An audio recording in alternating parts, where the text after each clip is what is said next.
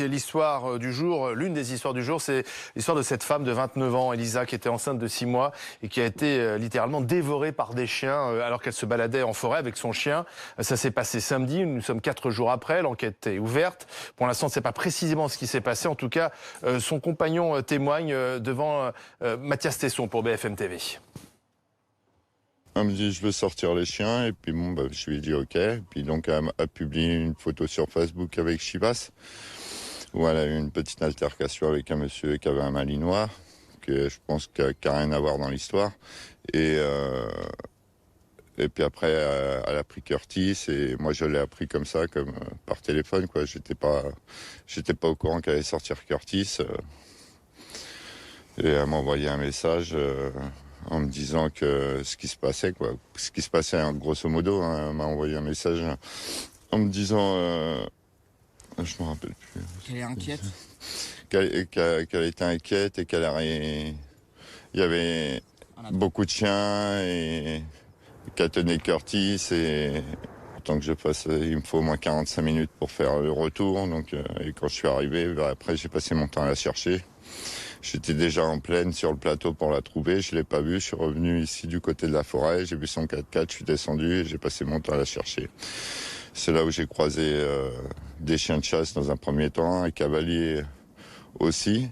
Et quand je suis redescendu pour continuer à la chercher Lisa, j'ai appelé Curtis et c'est là que Curtis m'a prévenu en aboyant. Quand je vais pour regarder dans le précipice, dans le ravin, je vois une trentaine de chiens arriver sur moi. Donc je m'écarte. Je vois 2 chiens se diriger vers moi, donc je me mets un peu en protection, mais ils m'ont rien fait, ils n'ont pas été agressifs. J'ai décidé de descendre le précipice, aller le chercher.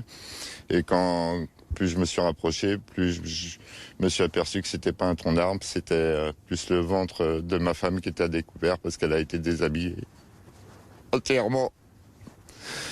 Et j'ai récupéré la laisse de Curtis. Je suis descendu auprès d'Elisa, j'ai relâché la laisse pour m'occuper d'Elisa, voir comment elle était dévorée de partout. J'ai repris Curtis qui s'était couché, je l'ai remonté dans ma voiture et j'ai été voir des voisins qui m'ont aidé à appeler la police. Le témoignage du compagnon d'Elisa.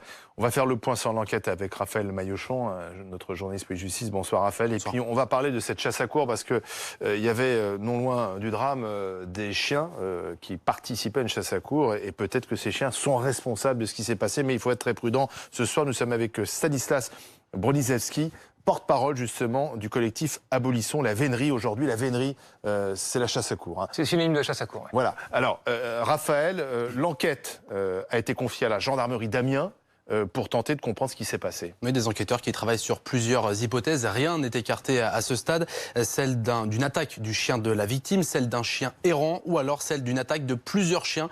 Ces chiens qui participaient à cette chasse à courre samedi dernier. Ce soir, à l'heure actuelle, les investigations techniques, les prélèvements génétiques sur les différents chiens se sont achevés. Nous a fait savoir le parquet de Soissons. C'est maintenant au magistrat instructeur de choisir un laboratoire et c'est ce laboratoire qui donnera un délai pour avoir des résultats. Ça peut prendre de 6 jours jusqu'à 6 semaines. Au total, il y a eu des prélèvements sur 67 chiens, les 5 chiens que possédait le couple et 62 chiens qui ont participé à cette chasse à courre. Les enquêteurs également qui sont en train à l'heure actuelle de rechercher un autre chien de race, c'est un malinois cette fois-ci, puisque la jeune femme expliquait dans un post Facebook posté sur son profil à 12h30 eh bien, qu'elle avait eu une altercation avec un promeneur qui promenait sans laisse, sans muselière ce malinois. Donc cette personne et son chien sont actuellement recherchés. Et puis les enquêteurs qui font état de plusieurs témoins qui disent avoir vu un lâcher massif de chiens, des chiens de chasse à courre aux alentours de 13h, alors que les chasseurs, eux, parlent d'un début de chasse aux alentours de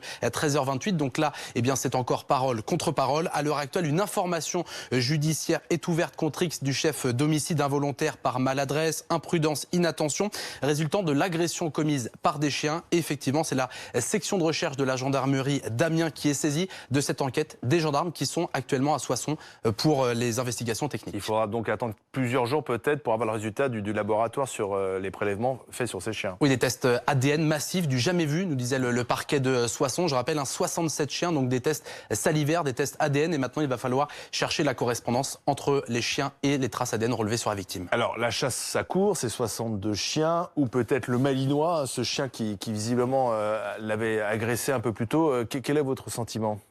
Pour le moment, on ne peut pas vraiment se positionner de manière officielle là-dessus, puisqu'il reste encore plusieurs options envisageables, dont cette histoire de Malinois. Madame Pilarski, donc la victime, a rencontré un propriétaire de chien 1 heure avant le drame. Mais bon, le témoignage de son mari est quand même assez éloquent. Il a vu une meute de chiens qui était encore là aux alentours de son corps quand il l'a découvert. Voilà, mais avant tout, je tiens quand même à adresser tout mon soutien à la famille Pilarski et à me joindre à l'immense douleur qu'ils doivent ressentir en ce moment. Alors, je voudrais vous faire écouter mon invité de la première partie de BFM Story. C'est le président de la société de vénerie, donc qui organise des chasses à court, Pierre de Roile. Vous l'écoutez, puis vous pourrez réagir. Bien. Il y a une relation avec nos chiens qui sont tout sauf agressifs. Ce ne sont pas des chiens d'attaque, loin s'en faut. Jamais, je pense, et c'est pour ça que nous sommes très sereins, nos chiens sont impliqués. Malheureusement, nous étions là auprès des faits. Christophe est dans son droit de se dire qu'il y a un lien de cause à effet. Nous, on pense que, malheureusement, on attend l'enquête, mais on ne pense pas du tout que nos chiens aient pu être impliqués dans cette affaire. Voilà, il m'expliquait que ça s'est jamais produit en fait, une telle attaque lors d'une chasse à court. Une mort s'est jamais produite en fait. Mais nous, disons, avec le collectif AVA qu'on a créé depuis 2-3 ans maintenant, la première chose qu'on a fait, c'est faire remonter des anecdotes, des histoires de gens qui habitent vraiment autour des forêts pour qu'ils nous racontent leur vécu de la chasse à court. Et ce qui remonte, c'est vraiment une situation de peur constante le samedi, le mercredi, quand les équipages sortent et estiment que la forêt est leur fief en fait. La peur, oui, mais la peur, c'est pas une agression. Non, bien sûr. Mais on a eu plein d'histoires de gens qui, par exemple, promènent leur chien et voient la meute débarquer et doivent prendre leur chien dans les bras pour le protéger. C'est arrivé plein de fois, même quand j'étais présent lors de chasses à court, comme on suit des chasses à court en forêt de Compiègne. Donc, mais comment expliquer que ces chiens s'attaquent comme ça à une femme ? En fait, c'est bien possible que cette femme ait été une des rares à s'interposer entre la meute de chiens et son chien qui a sûrement essayé de défendre sa maîtresse enceinte.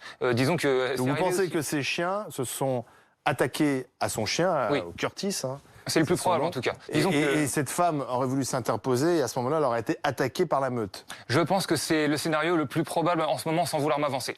Il y a quelques mois dans l'Allier, il y a une chasse à court qui a débarqué dans un jardin privé dans lequel une famille jouait à la balançoire et les chiens, croyant que c'était un lièvre, ont tué le chat de la famille qui était sur le rebord de la fenêtre. La mère de famille a essayé de prendre le chat pour le sauver. Elle a été mordue par les chiens. Donc elle a eu plus de chance. Je pense que Mme Pilarski a eu moins de chance et même si c'est un incident exceptionnel, ça ne doit pas arriver. Et c'est quand même quelque chose qui... Les chiens ne tuent pas des humains. Écoutez, on s'en prend à d'autres chiens, ça c'est... On va laisser la justice se prononcer, mais pour le moment c'est le scénario le plus probable et pour nous ce n'est pas impossible. Il faut pas oublier que les chiens de chasse à court, surtout les chiens de chasse à court au chevreuil, dont Monsieur le marquis de Roual, le président de la société de vénerie, est un chasseur au chevreuil, lui aussi il devrait le savoir.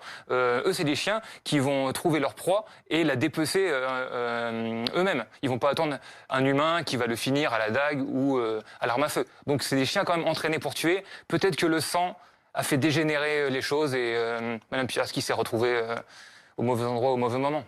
Il y a 100 000 chasseurs à court en France.